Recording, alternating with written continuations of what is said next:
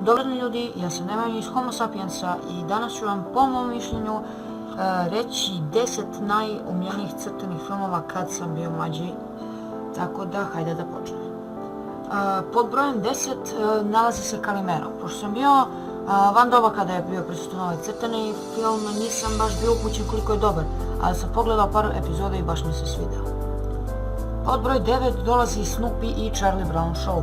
Ovaj crtani je bio veoma popularan i ranije doba, ali su tek od počeli da ga emituju ponovo na našim prostorima, zbog čega sam veoma zadovoljan.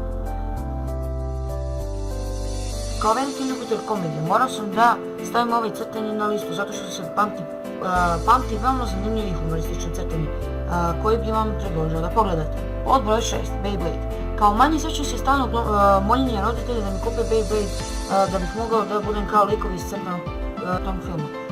Te smo se moji prijatelji i ja borili u areni koja je bila zabava koja nikad nije prestala. Pod broj 5 Tom i Jerry. Jedan crtani koji su životinje zavladale scenu i ostavile dobar utisak na kompaniju koja ih je izmislila. Sada, zbog tog crtanog, kad god vidim Metro-Goldwyn-Mayer, pomislim da su to Tom i Jerry. Pod brojem 4 Sunđerbog kod Skalone. Kao i danas, crtani je bio u centru pažnje mlađih i odraslih. Pod brojem 3 Yu-Gi-Oh! Jedan od crtanih filmova koje se svako dete